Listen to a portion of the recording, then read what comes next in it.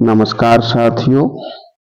आज हम जानेंगे संविधान भाग 3 अनुच्छेद 25 से 28 धार्मिक स्वतंत्रता का अधिकार। अनुच्छेद 25 से 28 धार्मिक स्वतंत्रता का अधिकार। अब इसके हम जानेंगे अनुच्छेद 25। हमारा पहला अनुच्छेद 25 अंतःकरण की और धर्म की अबाध रूप से मान्य आचरण और प्रचार करने की स्वतंत्रता। अब इसके बारे में जानते हैं। पहला है 25 लोक व्यवस्था, सदाचार और स्वास्थ्य तथा इस भाग के अन्य उपबंधों के अधीन रहते हुए सभी व्यक्तियों को अंतःकरण की स्वतंत्रता का और धर्म के अबाध रूप से मानने, आचरण करने और प्रचार करने का समान हक होगा। यह अनुच्छेद 25 में लिखा है। अनुच्छेद 2 इस अनुच्छेद की कोई बात किसी ऐसी विद्यमान विधि के प्रवर्तन पर प्रभाव नहीं डालेगी या राज्य को कोई ऐसी विधि बनाने से निवारित नहीं करेगी जो धार्मिक आचरण से संबद्ध किसी आर्थिक, वित्तीय, राजनीतिक या अन्य लौकिक क्रियाकलाप का विनियमन या निर्बंधन करती है। अगला है सामाजिक कल्याण और सुधार के लिए यह सार्वजनिक प्रकार की हिंदुओं की धार्मिक संस्थाओं को हिंदुओं के सभी वर्गों और अनुभागों के लिए खोलने का उपबंध करती है। यह सरकार किसी मंदिर या पर टैक्स लगा सकती है सामाजिक कल्याण या सुधार के लिए। इसके आगे जानेंगे। भारतीय संविधान के अनुच्छेद 25 के अनुसार सभी व्यक्तियों को अंतःकरण की स्वतंत्रता, धर्म को अबाध रूप से मानने, आचरण करने और प्रचार करने का समान अधिकार होगा। यह अधिकार नागरिकों एवं गैर नागरिकों के लिए भी उपलब्ध है। गैर नागरिक से तात्पर्य है विदेशी नागरिक। विदेशी नागरिकों के लिए भी उपलब्ध है। ये हमारा पहला है अंतःकरण की स्वतंत्रता। क्या किसी भी व्यक्ति को भगवान या उसके रूपों के साथ अपने ढंग से अपने संबंध को बनाने की आंतरिक स्वतंत्रता। अंतःकरण की स्वतंत्रता। धर्म को मानने का अधिकार।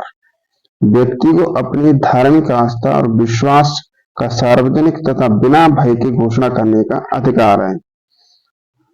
भारत में सभी को अपने अपने धर्म के धार्मिक आस्था और विश्वास के साथ वो कह सकता है और अपने धर्म को मान सकता है। ऐसा अनुच्छेद 25 में दिया गया है।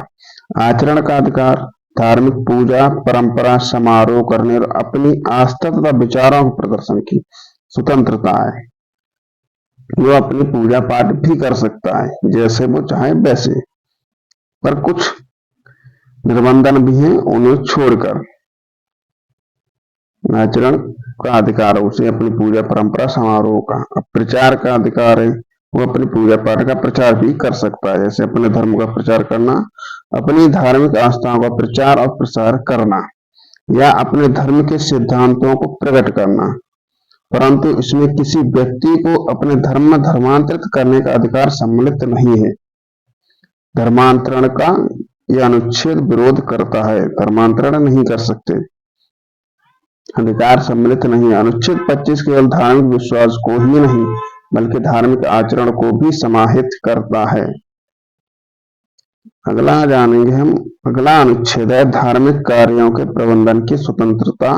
अनुच्छेद 26 भारतीय संविधान के अनुच्छेद 26 के अनुसार प्रत्येक धार्मिक संप्रदाय या उसके किसी अनुभाग को निम्नलिखित अधिकार प्राप्त होंगे जैसे धार्मिक और मूर्त प्रयोजनों के लिए संस्थानों की स्थापना और रखरखाव का अधिकार होगा, अपने धर्म विषयक कार्यों का प्रबंध करने का अधिकार होगा। इसके अतिरिक्त चल और अचल संपत्ति अर्जन तथा स्वामित्व का अधिकार, जैसे कि मंदिर की संपत्ति, जमीन जायदाद जो मंदिर के नाम पर है या किसी धार्मिक संस्थान के नाम पर है तो उसका भी अधिकार होगा। ऐसी संपत्ति का कानून के अनुसार प्रशासन करने का भी अधिकार होगा।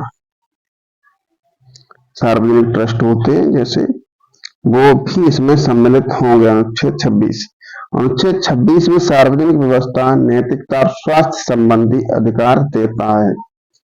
अगला है अनुच्छेद 27। अनुच्छेद 27 है धर्म की अभिवृद्धि के लिए करों के संदाय से स्वतंत्रता। अनुच्छेद 27 में उल्लिखित है कि किसी व्यक्ति को किसी विशिष्ट धर्म या धार्मिक संप्रदाय की अभिवृद्धि या उसके रखरखाव व्यय करने के लिए कोई कर देने हेतु बाध्य नहीं किया जाएगा। आप किसी को पूजा पाठ के लिए टैक्स देने के लिए बाध्य नहीं कर सकते, ऐसा इसमें लिखा गया है किसी भी धर्म या धार्मिक संप्रदाय के द्वारा। इसमें कहा गया है कि राज्य कर के रूप में एकत्रित धन को किसी विशिष्ट धार्मिक उत्थान एवं रखरखाव के लिए व्यय नहीं कर सकता है। यह व्यवस्था राज्य को किसी धर्म का दूसरे के मुकाबले पक्ष लेने से रोकता है। यह केवल कर लगाने पर प्रतिबंध लगाता है, ना कि शुल्क लगाने पर। कर लगाने पर प्रतिबंध लगाता है, ना कि शुल्क लगाने पर। शुल्क लगाने का उद्देश्य धर्मनिरपेक्ष प्रशासन द्वारा धार्मिक संस्थानों को नियंत्रित करना है।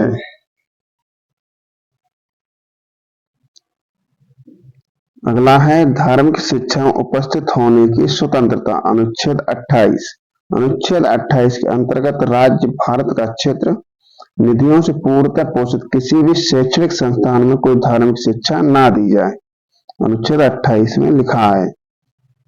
अब अपवाद देखते हैं। हालांकि ये प्रावधान उन शैक्षणिक संस्थानों में लागू नहीं होता है जिनका प्रशासन तो राज्य कर रहा हो, लेकिन उसकी स्थापना किसी विन्यास या न्यास के अधीन हुई हो।